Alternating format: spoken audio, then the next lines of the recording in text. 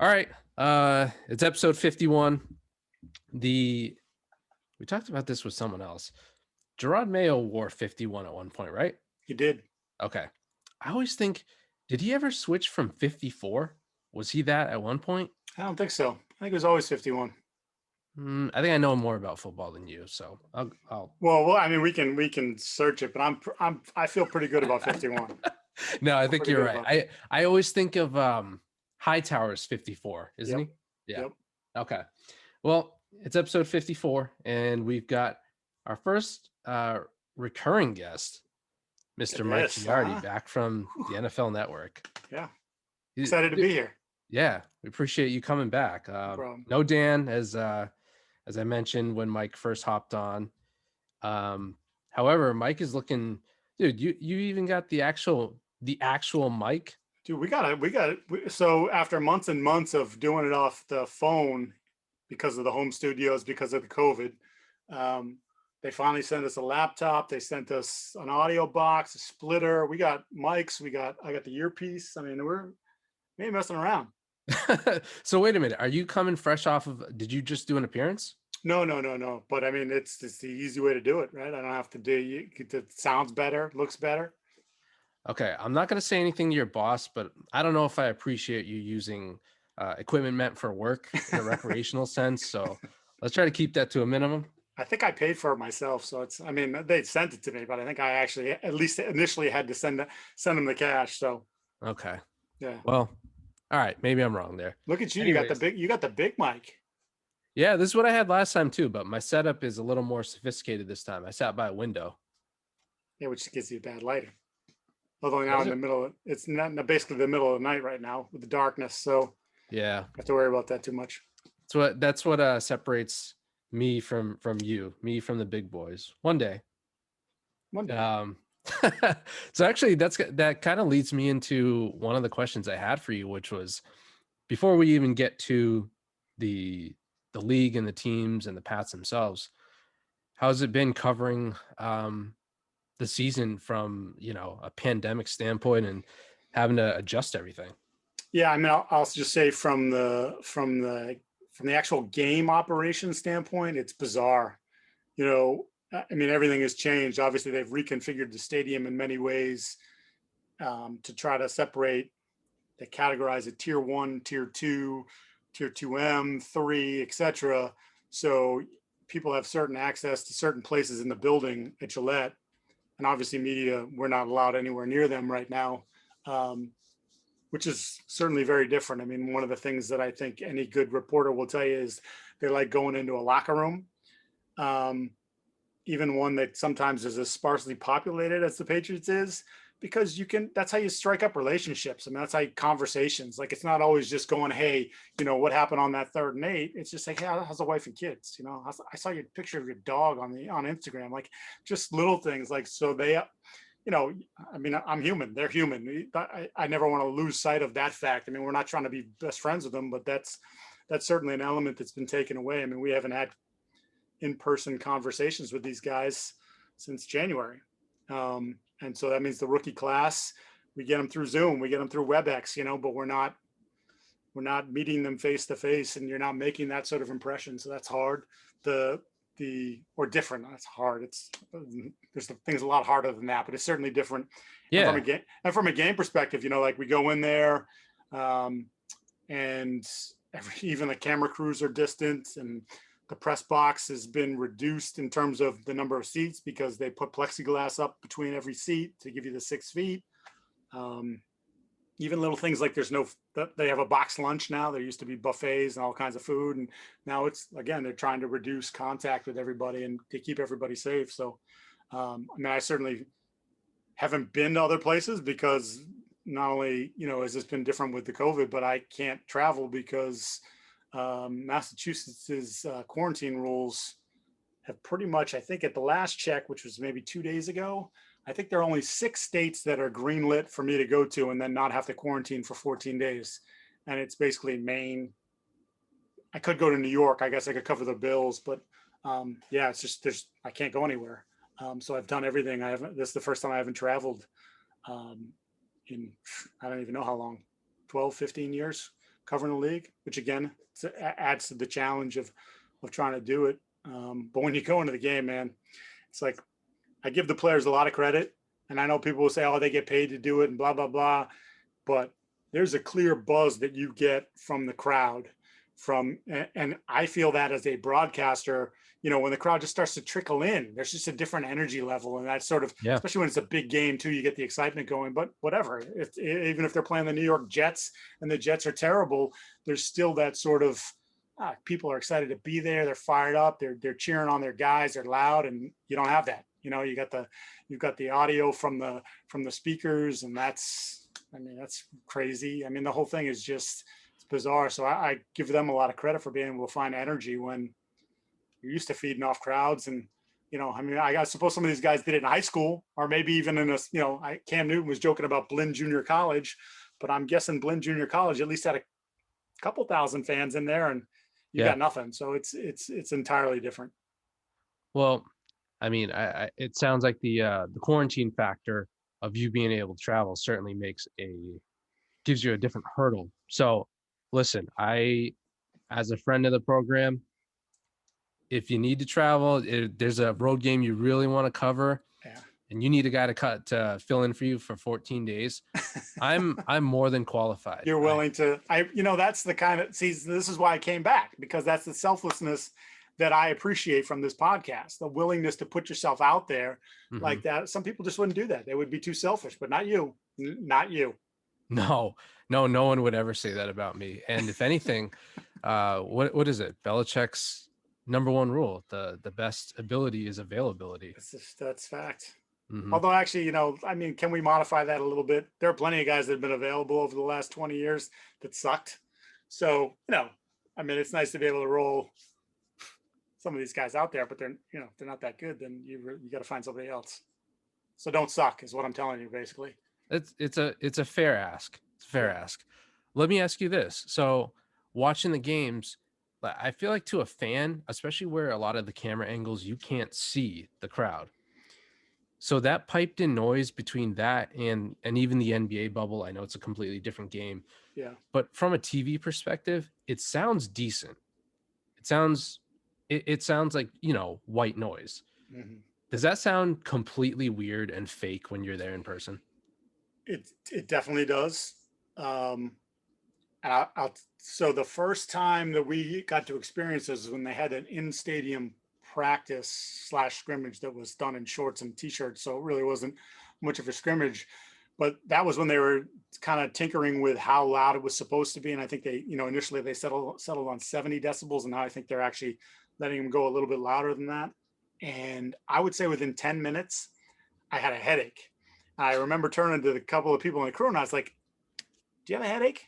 And they're like, yeah, like instantly. It's like this weird noise. It just, yeah. But when you talk to the players about it, and obviously they've spoken about how odd it is for them. And again, you're trying to create your own energy because you don't have the crowd giving it to you.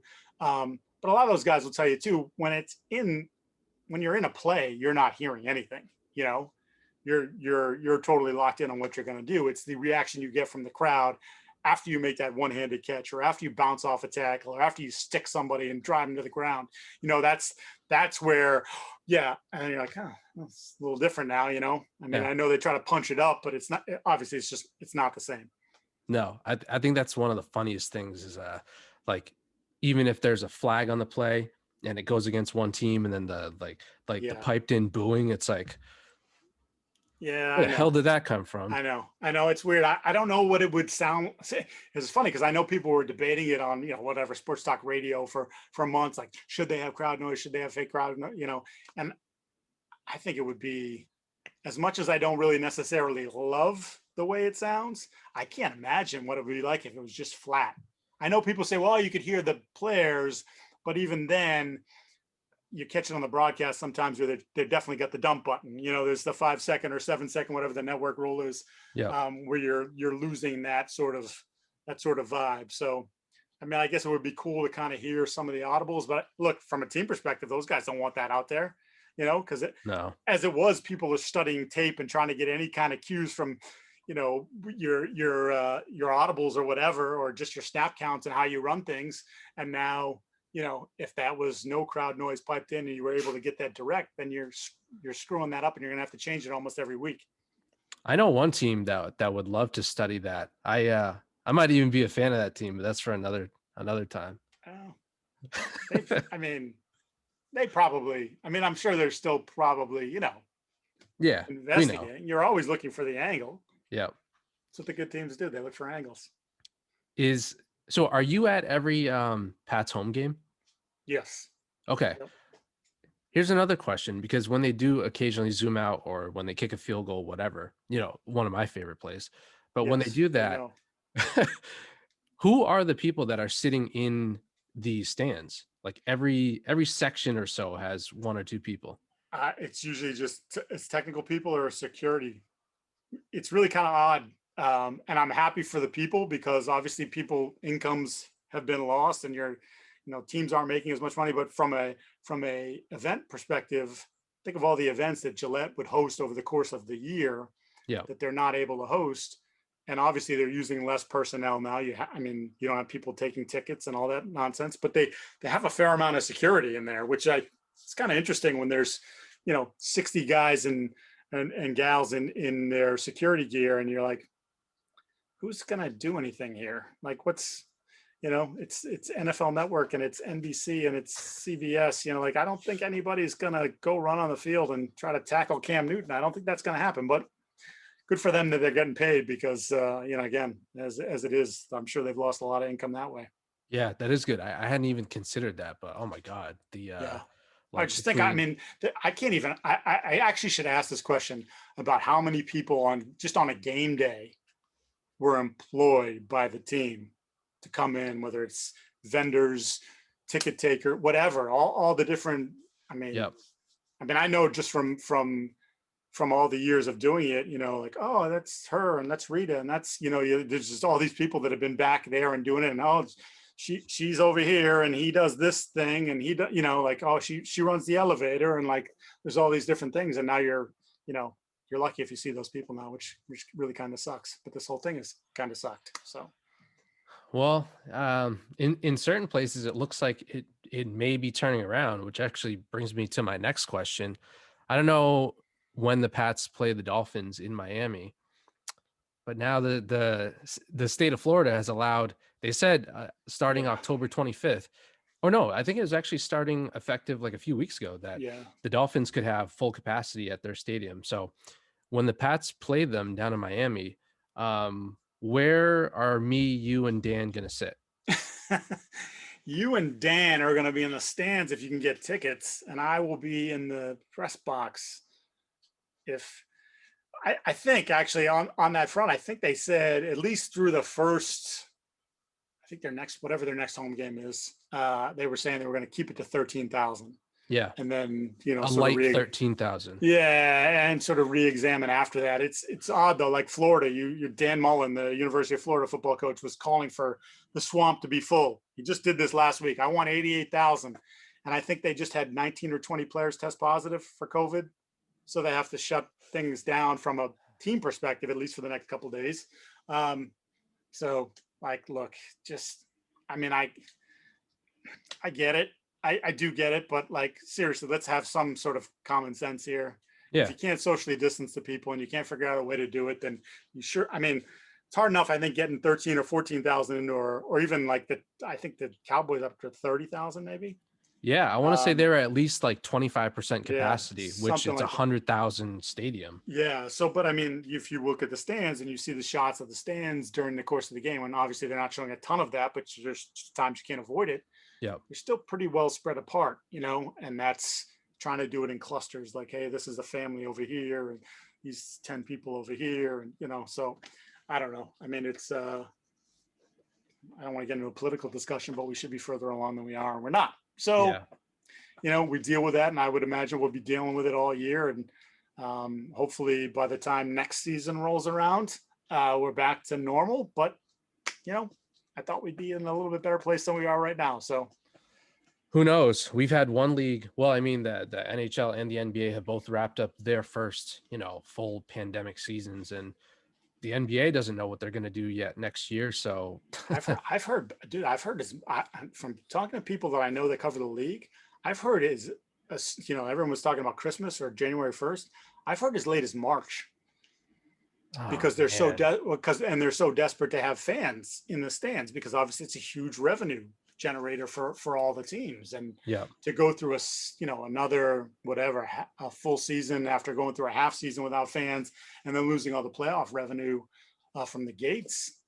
I mean, I can understand where they're coming from. Plus, I think, look, you've heard different guys talk about their experience in the bubble, and I'm sure we'll get more of that in the coming months about the toll that took on. I mean, the teams that were in the finals, it was over 100 days in the bubble, which is pretty insane.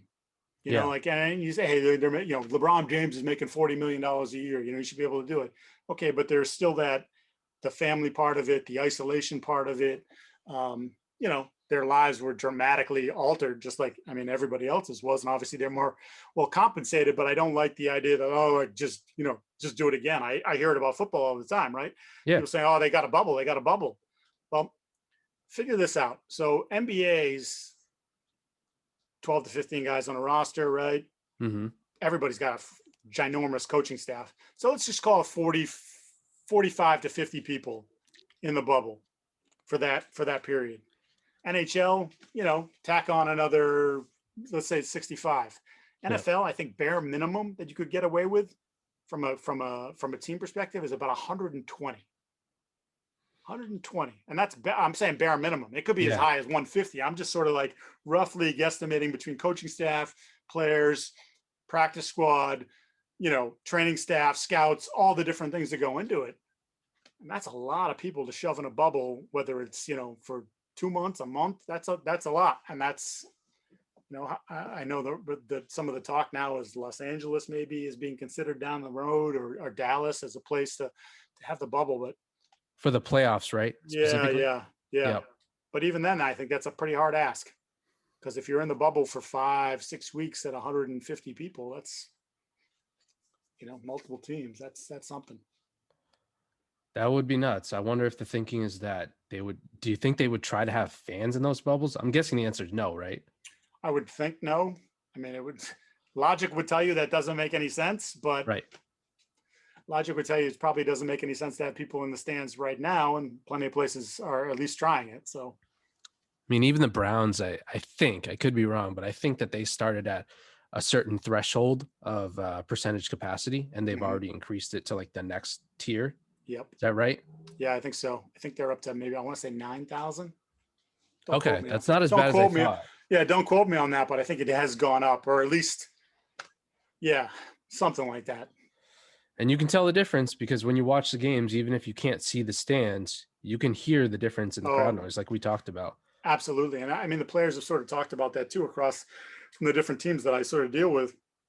It's like when you have a game that had whatever, the 10,000 fans, you feel the energy. It's a totally different energy. It's a totally different sound that's coming out of them. And they're still using the pumped in crowd noise too, because obviously if it's a 70,000 seat stadium and you got 8,000 people there, you still need that extra noise. But the fan, the real fan base, because then you're getting the real reaction, right? You're getting what we were talking about earlier. Somebody gets popped and everybody goes mental. Somebody makes a great play, everybody goes crazy. That's some guy pressing a button just is not the same thing. Someone pins the other team at the 1 off of a punt, and the crowd goes crazy. That's obviously the most exciting play in all of sport, not even just football, but in any sport. Well, like quadruple overtime in the Stanley Cup Finals. Guys are barely hanging on, and someone scores a goal. It's behind the punt on the 1 yard line in week 3 against the Cincinnati Bengals. Obviously, barely a blip on the radar. You wouldn't hear anything for a goal. Yeah. That doesn't even make the front page of the sports section back when they had full sports. That's in like page 3. Oh no, not at all. Transitioning to some of the gameplay. Trying to think of how I should present this. I'll just go straight into it. Yeah, just don't mess around. Just go right to it. Yeah, so this is kind of like a B, C, D option. Okay. I like multiple choice. Knock, knock. A guy walks into a bar. Damn it. What was the third one that I had? Knock, Oh, see, knock. you already choked it. I know. I'm not used to like the pressure. Knock, knock. A guy walks into a bar. Yeah. Why did the chicken cross the road?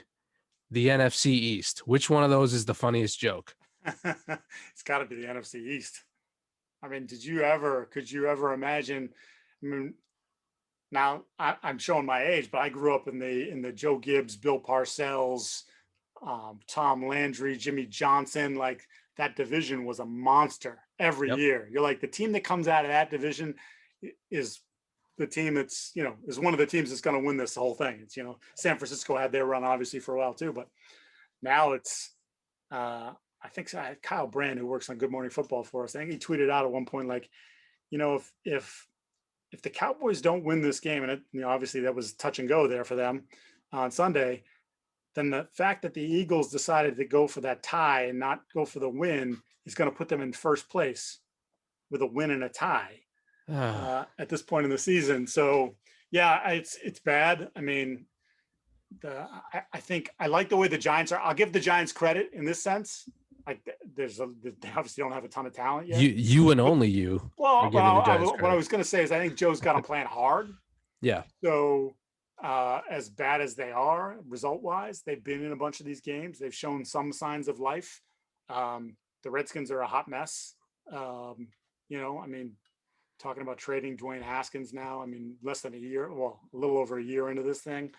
And I trust Ron Rivera that he's a decent coach, a good coach, but we know ownership's maybe not help the situation there. So, in fact, a lot of people say that's why they drafted Dwayne Haskins, because his kids went to school with Haskins. That's not the way you make your decisions about your franchise quarterback, because my kids went to school with him and they like him. That usually doesn't. I don't know. I mean, I guess if you went to school with Tom Brady and you thought you should have drafted him because he was a nice boy, then maybe you won that one. But in general, you're not gonna. I think the one thing that really surprises me is Philly, because they've had a ton of injuries again, and their poor offensive line. It seems like every year now, a couple of those big dogs are out, but Yep. Carson has gone, backwards, and He gets I booed even when there aren't even fans in which the crowd. is how ridiculous is that? I would be pissed if I was him, but I guess he's got bigger things to worry about. But That that to is me so is, Philly. yeah, it really is. But that to me is the biggest surprise, because I thought that I like him. I think he can play, and for I do whatever too. reason, this year has not gone well. And even last year, I remember making the defense of him. And, if you looked at what he did with the weapons that he had last year, it was pretty impressive. Because again, he's playing basically with the same bunch of guys that he is now, Yeah. maybe even to a lesser degree, because Goddard's been hurt. And Ertz is maybe mad about his contract, but he's not been the same player. And he was able to elevate guys last year, and maybe he can still do that. I mean, that the kid that blew up Fulham or whatever his name is, I don't even really know his name. Yeah. I'll be straight up with you. I don't know his name. I just know he had a big game the other day. Unbelievable. Travis Fulham, I think is his name, but whatever. So that's been the big surprise to me. I think the Cowboys have been a trick or treat team for forever. It's plenty of talent, but there are plenty of holes on that roster, because he loves to pay the big names, and then you run into that situation where where's the middle class? Where are like the good, solid 5, 6, 7 year pros that are making $1.5 million, $2.5, $3 million, but they're good players, and I think there's a depth there's a big gap between their top end and then what happens in the middle there. And I think a lot of teams, well, Belichick's proven over the years, you need high level talent, but you got to make sure you have some good players in the middle there, and I don't seem to have that. Yeah, you got to stack up on the, like, I guess I don't know how else to label it, but the value guys. Yeah. The way that he approaches the draft is similar too.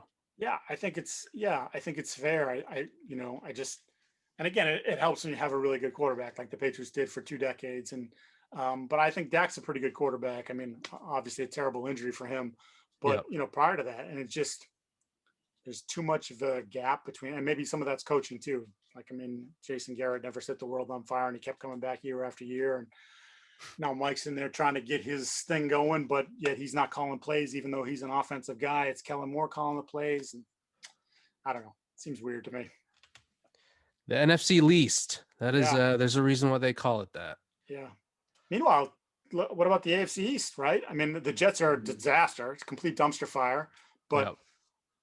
Miami's improved. And I'm not just going based on what they did to the 49ers this past weekend, but just in general, I think they're building something. And I think Brian Yeah. Flores, I remember saying this when he got hired, that to me, of all the guys that have left Belichick from the Belichick tree, to me, he's the one guy I had the most faith in if Miami's ownership will be patient because he's his own guy.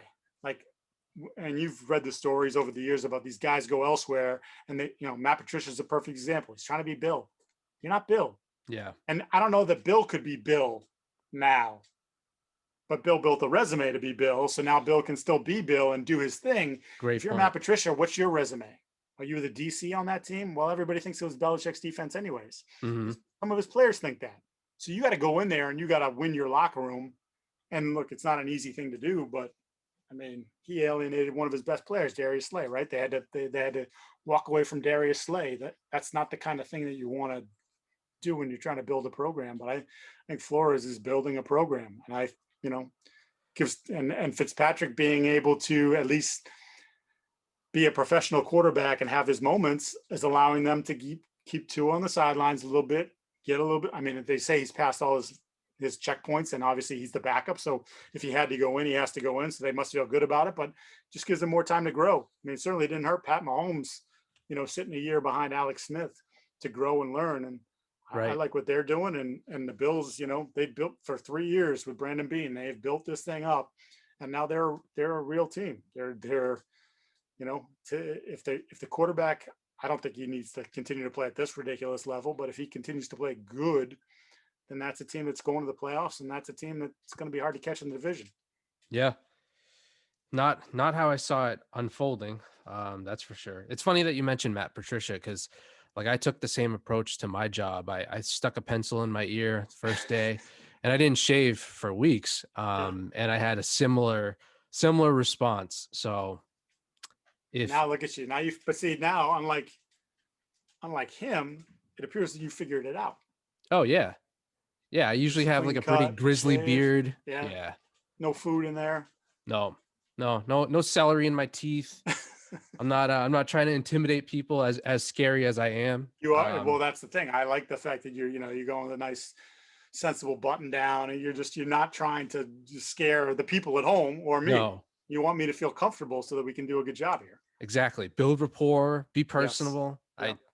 Yeah, Matt Patricia, if you're watching this, hit my line. I'll help you I out. mean, you'll text me later and be like, Giardi, you really sucked. I didn't like your performance in that second hour. And yeah, no, but see, that's the thing. You got to like build them up, and then you build that goodwill, and then you can go behind the scenes and be like, Brady, what are you doing? I can get, Yeah, then you can knock him down. then I can get Johnny Foxborough to make that throw on 3rd and 5. Like, what are you doing? Speaking of Johnny Foxborough, thoughts on Cam so far? General thoughts on the Pats and even how they've handled this whole, funny Yeah. season. So from a team perspective, I think it's been a little bit better than I thought it was going to be. Hmm.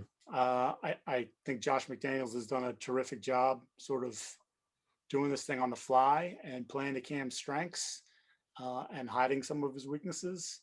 I know everybody got crazy over the second half in Seattle when he threw for a bazillion yards, but I think he's more of what you saw in 1 and 3 than he is in the second half of 2 in terms of his passing ability. Yeah, Not that he can't make all the throws, but he's never going to be this super consistent passer. Just don't think that's who he is. They continue to work on the mechanics. Um, and, we'll see how that plays out. I think everybody was in a rush to sort of give him a 3-year contract after week 2. And I think that's still very much a feeling out process probably for both sides, like he hasn't lived through Bill's worst days yet. And sort of the pressures that he puts on his team as you get later and later into the season. So, I think it's sort of it's a feeling out process for both sides. So I wouldn't rush to anything there, but I think it's been better. I think they're getting good play from their offensive line, which is allowing, to protect Cam. They're obviously been way more efficient running the football this year than they were at any point last year. And even doing so with someone like David Andrews, who was key for them being out these last couple games. So I like the way that's headed. I like the way Chase Winovich has emerged on defense. Yeah. Clearly, they needed some edge players. You know, you lose Hightower through the opt out, you lose Van Noy and Collins. They needed someone to elevate there, and Winovich has certainly stepped up. I think Dietrich Wise has stepped up on the defensive line. That's been Kyle better because Duggar. yeah, Duggar is an interesting guy. He could be a lot of fun over the next how many years. Um, he's got a little bit of that Pat Chung in him, in terms of he just doesn't give a bleep, you know, and he just throws himself in there. And when they drafted him, I thought that's what he was. He was going to be Pat's replacement, and we didn't know that Pat was going to opt out, and he was going to get more snaps early. But I like what I've seen there so far. I think the secondary can play better. I think we all looked at the secondary and said that's an elite secondary. It should be the best in the league or one of them. I think through the first 3 weeks it wasn't. I think they obviously did a much better job in Kansas City, and they did some unique things to Mahomes that I'm sure I saw some of that Raiders game. Some of the Vegas did some of the things to him that the Patriots did. But I thought that was a good sign. It would have been nice to see that carry over into the Broncos game the following week, but now it's 2 weeks from now. It's this coming weekend. So, Yeah. but yeah, I think there definitely been some good signs there. Oh, I will say this. I don't know how you feel about it. I would be very worried if I was a big Julian Edelman guy about his sustainability. I know he had the big game against Seattle, and everyone's like, "Oh, look, he's second in the league in receiving yards or whatever." And see, it's he was dink and dunk with Brady, but he's not right. I don't think clearly, physically, he's right. And I know it was pointed out some people didn't think he wanted to be there in the Kansas City game. I would never say that. I think that's a little bit harsh. I mean, who knows how he felt? I mean, he's an older guy now. Flying day of, that was a brutal experience for all those guys. But he looked very stiff and slow in that game. So that's a huge concern, I would think, because I think when you looked at the receiving core, you said, well, I don't know what I'm going to get from Harry. I don't know what I'm going to get from Bird, the tight ends, etc. But, Julian's Julian. Well, turns out Julian might not be Julian, at least not through three of the first 4 weeks this year. So that would be something that I would be, I'd be biting my nails over if I was a Pats fan. I agree. And I don't think that's been talked about enough. I think, what is Julian now? Is he 33, 34? 34, I believe. Yeah, that's getting up there especially for a guy who's made a living of, getting hit as a wide receiver. Well, just remember what happened to Wes, right? I mean, Yeah.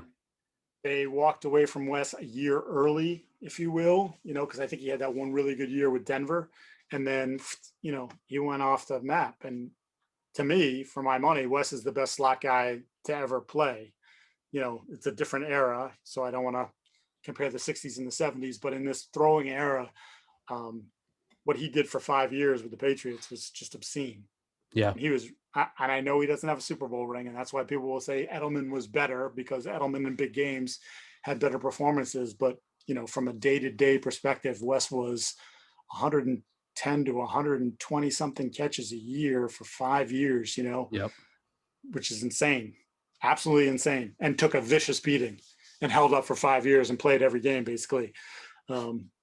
Including the year that he blew out his knee and he came back. That was the regular season finale, right, against the Texans. So he missed the playoffs and then came back the next year. And I think he caught 80 something passes, still not on a fully, operational knee. So, that's a tough position to play. And I think again, that's a position that would worry me.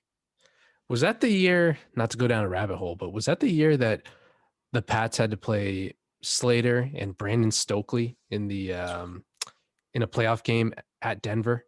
No, that was week 17 against the Texans in Houston. He blew out his knee on the terrible turf that they had there, which is always a big thing for like years and years, that their grass sucked. Yep. And then they played the Ravens and got lit up by the Ravens at home.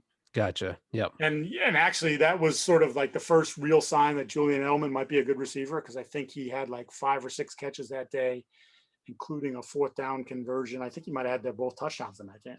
Yeah. Oh, at least one. So like around 2010, I think. Yeah, right around there. Yeah. Right around there. That might have been even the Ray Rice first play of the game 80-yard touchdown run. I think that's the one. Yeah. So. Yeah. definitely got to pay attention to Julian. I just don't think he doesn't nearly have the same burst that he used to. He's had a lot of drops. I know people have mentioned that. Yeah, and like when guys at the receiver position, when their legs start to go, they start to have problems with their hands because your body's not doing everything the same that you're accustomed to. You've trained your mind that this is how it all works.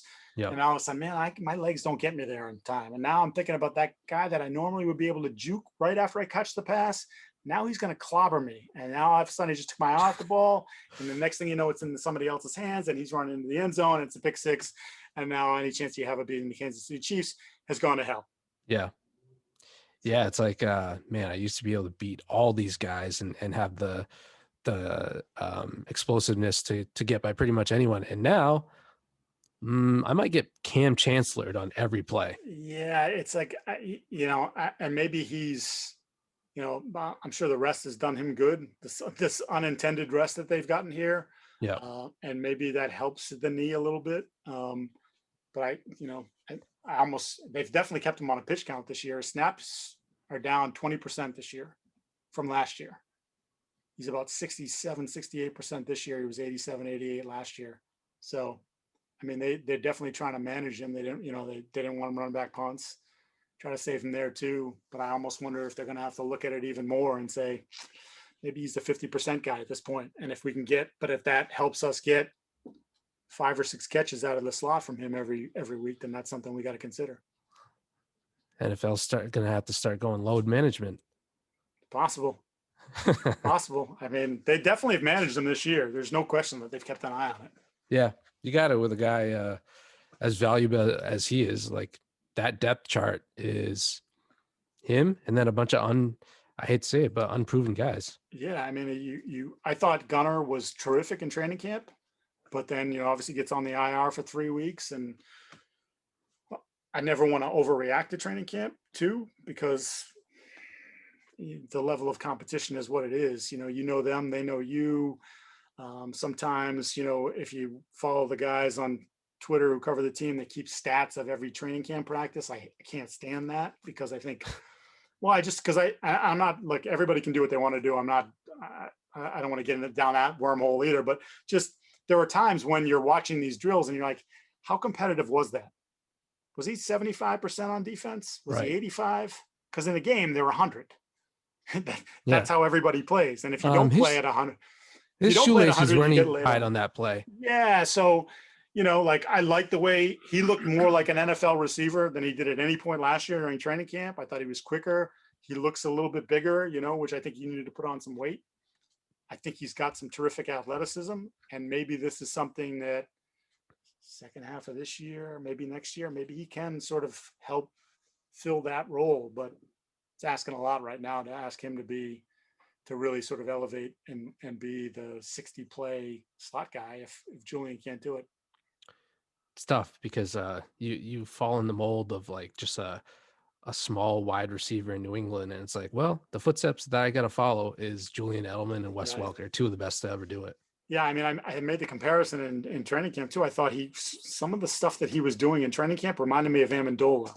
And I haven't had a chance, again, this is the whole COVID thing. I haven't had a chance to like grab him off to the side and say, hey, did you spend a lot of time studying Danny? Because I thought some of the ways that he was getting in and out of his routes reminded me of what I saw from Danny all those years. And I wonder if that was one of the things the coaches said to him and say, hey, go look at Amendola, look at how he ran things, because you're sort of built the same way. You have some of that same quickness, but you're not going to be, I mean, Julian is small, but he's solid. Like that's a solid, I don't know what he is, 200 pounds, but he's built like a brick. Mm-hmm. So he can absorb some of that punishment. I don't know that Gunner's body is going to allow him to be that guy, or at least certainly not at this point in his career. Certainly Danny couldn't, that wasn't, when they got the best out of Danny, it was him as being the sort of the second slot guy, and not having to rely on him to play 65 snaps, 70 snaps and go across the middle all the time. You were able to move him around a little bit more, get him some easier touches, or get him single covered on a safety or something. And that's, that's stealing. We'll see. I'll talk to Gunner. He and I work out together in the off season. Yeah, no, I mean, I didn't want to I didn't want to embarrass you, but you clearly looked like, he's on your Yeah, program. I'm filling this shirt out a little better than I did a few months ago, and I'm trying to switch him to a plant and meat based diet. Oh, So nice. yeah, That's good. Yeah. I'm, yeah, that's just don't go all plant on us. no, So no. plant people get a little weird on us, I think. Last thing, we'll get you out of here because I know we're coming up on time. We mentioned the NFC East earlier. I never talked to you about this last time. I've got a list of there's a certain football team that is still nameless. Yes. I've got a list of suggestions, and I like this. yeah, you don't necessarily need to rate them, but I wouldn't mind your reaction as a Okay. man of the industry. Yeah, let's do it. So these are, let me see here. We'll run through these quick. I've got like 5 or 6 of my favorite. And these are all appropriate NFL. So if NFL you're Thank you. watching this, these Yes. are Don't get me in trouble. well, no, we're keeping this kid friendly. Number 1, and I'll give you the reason why for each name. Number 1, the Washington Aeronautic Broomsticks. Okay. Doesn't necessarily flow. Doesn't have the great kind of, Hey, I'm just saying. Can you imagine Andrew Siciliano in red zone or Scott Hansen in red zone? Let's go now to the Washington Aeronautical Broomsticks. Was that what it was? That just doesn't have the same. But go ahead, give me your explanation here. They may need to run, completely different plays this season. One of those could be the jet sweep. Mm-hmm. Aeronautic Broomsticks. There we go. I got you. Wow. Okay, not off to a good start. I hope 2 is better than 1. Go ahead. It's funny. I've run these by a couple people, and that's always the first reaction. All right. Number 2, the Washington Funny Body Parts to Get a Haircut. This is another one of my favorite plays in football. Okay. The back shoulder fade. Yeah. It's better than the first one. Let's go to number 3. Let's go to number 3. The Washington Traffic Intersections Where Newspapers Are Delivered. Too short, I know. Too short. I mean, it's about the same number of Washington football team. What's the rationale behind that one? This is one of my other favorite plays, the corner route.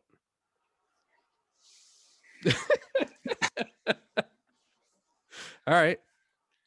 I don't know that. I don't think you're going to be doing stand-up, but no. Okay. Continue. This is more offensively themed. The Washington All-Stars. I'll give you a hint.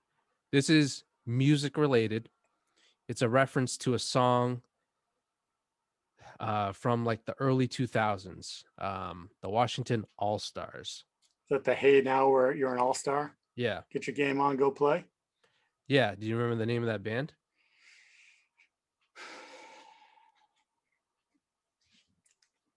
I don't. Okay. I'll know when you tell me. You got to fire up Shrek then. When you no, get off this call. Shrek was just on last night. I'm not even kidding you. It was on the TV for like 5 minutes last night. Well, you got to pay better attention. Well, I just don't know who does the song. The Washington All-Stars, because they got to play Smash Mouth. Football. Oh, see, I got it. There you go. All right, you're catching on. That was vastly superior to 1, 2, and 3 combined. All right, that should be taken as a compliment, but it's it's absolutely. Last 2. Don't be sensitive on me. The Washington, and this is for the special teams. The Washington Bananas.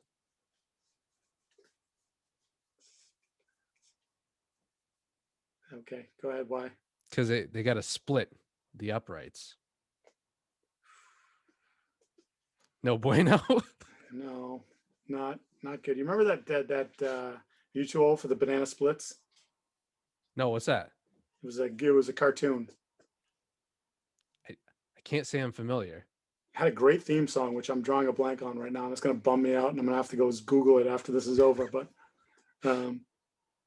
Yeah, no, look it up. So Quality. okay, so you're comparing me to that. No, I'm just saying that that's what that reminded Okay. me of because they're the banana splits. Last one. Yeah. The Washington reasons that I would buy basketball shorts.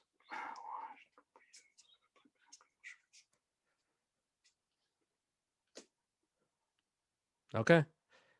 Ugh. I'm looking at you, Dwayne Haskins. You got to have better pocket presence. Did you really want pockets in your basketball shorts? I always like having pockets in my shorts. Yeah, Don't but you? if you're playing, but if you're playing ball, you're gonna keep your phone in there. I mean, not while I'm playing, but like when I get to the gym. When me and Gunnar get to the gym, I'm always in basketball shorts. I never have to change. I got you. I figured you were So, like a tights and a tank top guy. well, I go, that used to be me. Yeah. Now I go double shooting sleeve, Carmelo Anthony style. Okay, that's So, fair. yeah, that's where we are these days. Oh, and then do you put in the work? You might as well show it off. Seriously. Oh.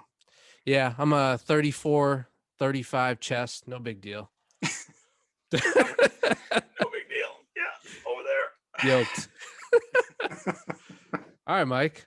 Man, that was a lot of fun. Well, it was fun for me. It was a lot of fun No, for it's fun me. for me too. And I'm sorry I have to cut it short so I can go eat food. But so maybe next time Dan will like actually give a crap about your podcast, Seriously, find a right? I mean, babysitter. hey, how are you going to have a podcast partner who doesn't want to do the podcast?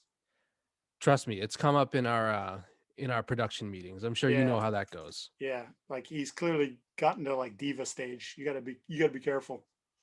Yeah, it's really bizarre that one guy would just go Hollywood while the other guy keeps working his tail off, No, but it is what it is. you're the guy who carries the show. So you're the grinder, but yet you're carrying the show, and he thinks he's all Mr. Superstar and family stuff. Whatever. Seriously. This is that's show business though. Yeah, it's true. It's true. Good things will happen for you, my friend. Thank you. Him, Thank you. who knows? All right. Well, that was Mike Giardi, episode 51. Thank you, Mike, for coming on. Thank you, sir. One last time, can you plug where people can find you? I'm sure they NFL already know. Network, NFL Network, NFL Network all the time. And on social media, I'm at Mike Giardi, both on the Twitter and the Instagram. Awesome. All right, everyone, go check out Mike Giardi. He's the man, and he's the best friend of the program. So I'd say it's worth the click. Best friends. Thanks, Mike. Thanks, man.